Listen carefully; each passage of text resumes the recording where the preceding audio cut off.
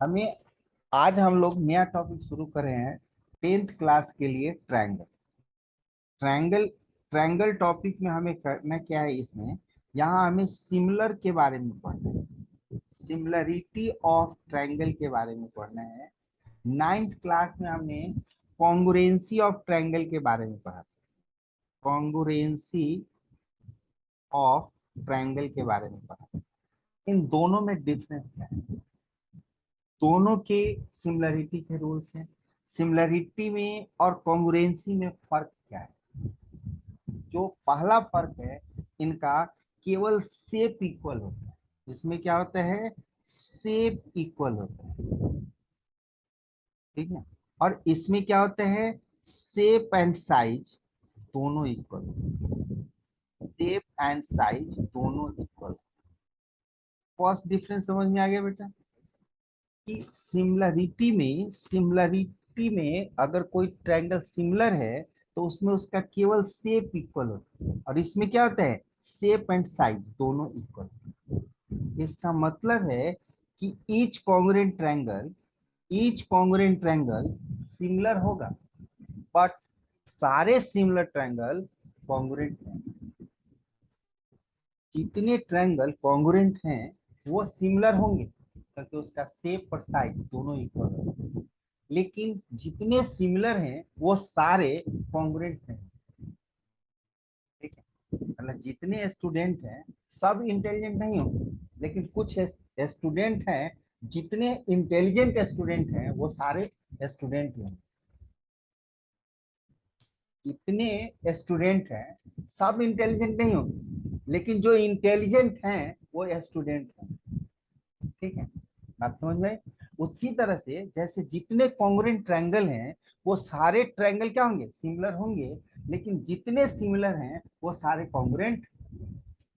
इसीलिए इनके, अगर ये सिमिलर होते हैं तो दूसरा डिफरेंस है कि इनकी साइड क्या होती है, प्रोपोर्शनल होती है, प्रोपोर्शनल होती है।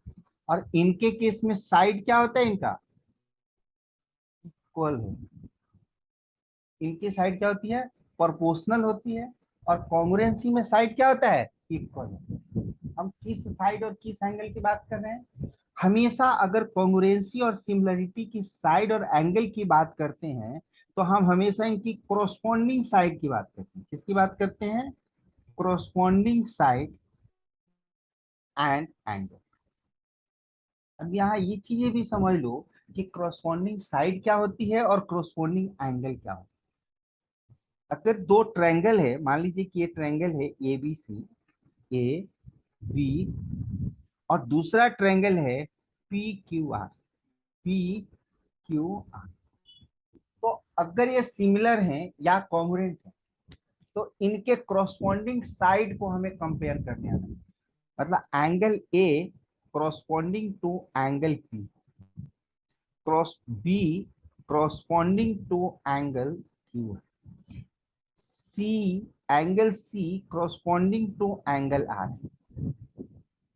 इट मीन्स अगर हमें सिमिलर या कॉन्ग्रुएंट लिखना होगा तो हम इसको लिखेंगे A B C is similar to triangle P Q R. इसका मीनिंग क्या होगा कि ए के क्रॉसपोंडिंग पी है, बी के क्रॉसपोंडिंग क्यू है, और सी के क्रॉसपोंडिंग, ठीक है। अगर हमने मीनिंग बदल दिया, अगर मान लो कि हमने नाम के सीक्वेंस को चेंज करते हैं तो उसका मीनिंग चेंज है। लाइक अगर मान लो कि हमने यहाँ लिख दिया ट्रायंगल ए बी सी, और यहाँ लिख दें similar to triangle Q P R, अब मीनिंग चेंज हो गया। मीनिंग क्या चेंज हो गया, क्योंकि अब एंगल ए जो है वो क्यू के क्रॉसपोंडिंग है। एंगल ए जो है वो किसके क्रॉसपोंडिंग है, क्यू के क्रॉसपोंडिंग है। बी जो है पी के क्रॉसपोंडिंग है, और सी जो है आर के क्रॉसपोंडिंग। तो नाम लिखते वक्त भी हमें इस क्रॉसपोंडिंग एंगल और साइड के बारे में ध्यान रखना होगा। उसी तरह से इसके क्रॉसपोंडिंग साइड क्या होंगे, सिंगल एरो, ये ए बी क्रॉसपोंडिंग है पी क्यू के। डबल एरो का मतलब हो गया ए सी क्रॉसपोंडिंग है पी आर के, एंड बी सी क्रॉसपोंडिंग है क्यू आर के। ये क्या हो गया, क्रॉसपॉन्डिंग। और जब भी हम सिमिलरिटी की बात करते हैं तो क्रॉसपॉन्डिंग एंगल और क्रॉसपॉन्डिंग साइड की बात, सिमिलरिटी के रूल्स को हम अगले टॉपिक में करेंगे। अब कॉन्ग्रुएंसी के बारे में एक्सरसाइज, पहला एक्सरसाइज है जो हम अभी के अभी इस एक्सरसाइज को कर लेते हैं कि ये क्या होता है, कॉन्ग्रुएंसी का ये एक्सरसाइज क्या होता है और इसको हम लोग कैसे मतलब करते हैं। कि कोई भी ट्रायंगल है, all the circle are similar. क्यों सर्कल सिमिलर है भाई, क्योंकि या तो वो बड़ा होगा, कितना भी बड़ा हो, कितना भी छोटा हो, वो सारे क्या होंगे, सबका शेप सेम होगा, सिमिलर होंगे। जितने भी, all the square is similar, square चाहे बड़ा हो या छोटा हो, शेप तो सबका सेम ही रहेगा। इसके अंदर हम और डाल दें, ये भी क्या होगा, सिमिलर होगा। All dash triangle are similar, the equilateral triangle, बड़ा इक्विलैटरल ट्रायंगल, फिर उसके अंदर का इक्विलैटरल ट्रायंगल, सो ऑन। तो जिन इन सब की क्या है, शेप इक्वल है, ये सिमिलर है। लेकिन हम कहने की दो similar circle may be congruent और may be not congruent, congruent हो भी सकते हैं और कॉन्ग्रुएंट नहीं भी हो सकते। कॉन्ग्रुएंट कब होंगे, जब दोनों की रेडियस इक्वल हो तो क्या होंगे, कॉन्ग्रुएंट होंगे। अगर दोनों की रेशियो इक्वल ना हो तो कॉन्ग्रुएंट नहीं होंगे। ठीक है? तो कॉन्ग्रु जितनी भी कॉन्ग्रुएंट ट्रायंगल होंगे, all are similar, but all the similar triangle is not, याद रहेगा, all the congruent triangles are similar, but all similar triangles are may be congruent और may be not congruent, हो भी सकते हैं और नहीं भी। ठीक है, वो डिपेंड करता है कि उनका साइज और शेप क्या है।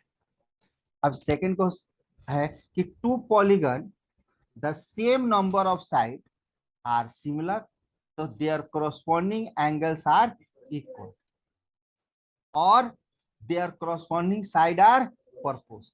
क्योंकि अगर वो सिमिलर हैं तो उसके corresponding एंगल क्या होंगे, इक्वल होंगे, और corresponding साइड क्या होंगे, प्रोपोर्शनल होंगे। ठीक है, उसी तरह से करें कि give the example of two similar figure, square, two circle, two equilateral triangle, two non similar figure, rectangle and parallelogram, rectangle and parallelogram. ठीक है, state whether the following quadrilateral are similar or not, ये similar नहीं है। क्यों, क्योंकि इनके side proportional हो सकते हैं लेकिन इनके एंगल इक्वल। सिमिलरिटी में एंगल का एक बहुत बड़ा रोल होता है कि अगर वो इक्वल है या नहीं। ठीक है, कोई डाउट आगे समझ में।